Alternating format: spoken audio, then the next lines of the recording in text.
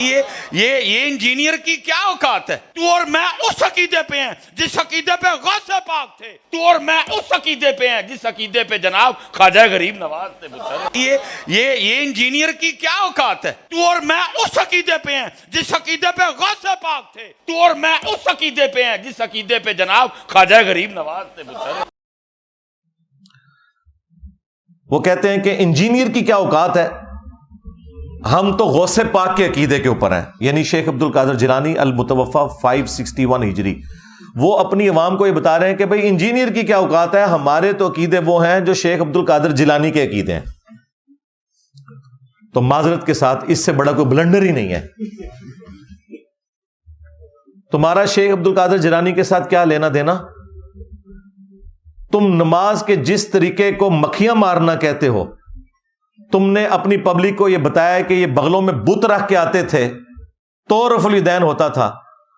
جس شیخ عبد القادر جیلانی رحمت اللہ علیہ کے نام کے اوپر تم چندے اکٹھے کرتے ہو، 11ویں پکا پکا کے کھاتے ہو، کبھی اس 11ویں کے اوپر تمہاری جرت نہیں ہے کہ اس کی کتاب غنیت الطالبین سے نماز کا طریقہ بتا سکو۔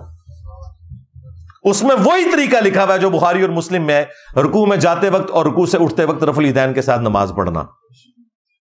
تو تم غوث پاک کے عقیدے پہ کہاں سے آگے بھائی؟ اسی کتاب غنیت الطالبین میں تمہارے غوث پاک نے اور ہمارے عبد القادر جیلانی رحمت اللہ علیہ نے تم حنفیوں کو گمراہ جہنمی فرقہ لکھا ہے۔ ہاں، کتنی مزے کی بات ہے۔ اور اس سے زیادہ تکلیف دہ چیز انہوں نے لکھا ہے کہ اہل حدیث اصل میں اہل سنت ہے۔ چلو، 2 چھکے مار کے گئے نے تو، اور یہ چھاپی بھی ہے خود بریلویوں نے۔ نماز کا طریقہ، عقیدے وہ تو تمہارے والے ہے ہی نہیں تھے۔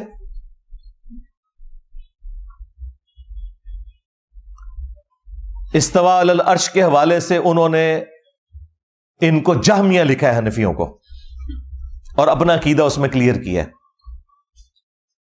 تو 11ویں کے اوپر کبھی عبد القادر جیلانی کی کتاب غنیت الطالبین سے تم نماز کا طریقہ بتا سکتے ہو؟ 2 ہی ان کے بابے ہیں جی، انٹرنیشنل بابے، باقی تو سارے لوکل ہیں۔ انٹرنیشنل بابے جو ہے نا 2 ہی ہیں، اور میں ان دونوں کی عزت کرتا ہوں کتاب و سنت کی حدود کے اندر۔ نمبر 1 امام محمد غزالی المتوفی 505 ہجری، اور نمبر 2 شیخ عبد القادر جیلانی المتوفی 561 ہجری۔ اور مزے کی بات، امام غزالی نے اپنی کتاب کیمیائے سعادت میں اور شیخ عبد القادر جیلانی نے اپنی کتاب غنیت الطالبین میں نماز کا وہی طریقہ لکھا ہے جو بخاری اور مسلم میں ہے، رکوع میں جاتے وقت اور رکوع سے اٹھتے وقت رفع الیدین کر کے نماز پڑھنا۔ اب مجھے بتائیں، یہ جو یہ کہہ رہا تھا کہ انجینئر تیری کیا اوقات، ہم غوث پاک کے عقیدے کے اوپر ہیں، تمہاری تو نماز ہی غوث پاک والی نہیں ہے۔ اور اگر تم یہ کہتے ہو کہ نہیں وہ تو حنبلی تھے، تو یہ بھی جھوٹ ہے، انہوں نے کہیں نہیں لکھا کہ میں حنبلی ہوں۔ اور دوسری بات، تمہارا پیران پیر تو حنبلی ہے، تو تم حنفی کیوں ہو؟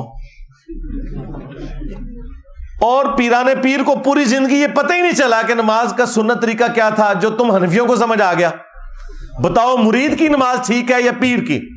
آپ کو تو کہتے ہیں فنافی شیخ ہو جاؤ، تو کیوں نہیں ابھی تک فنافی شیخ ہوا؟ ہاں، یہ ان کی لینگویج میں انہیں جواب ہے۔ ہم تو فنافی شیخ ہیں، ہمارا شیخ تو وہ ہیں جن کی قبر مدینے میں صلی اللہ علیہ وآلہ وسلم، جو ہمارے باپ بھی ہیں روحانی طور پہ۔ النبی اولا بالمؤمنین من انفسہم وازواجہ امہاتہم، نبی مومنین کی جانوں پر ان سے بڑھ کر حق رکھتے ہیں، اور نبی کی بیویاں امت کی مائیں ہیں۔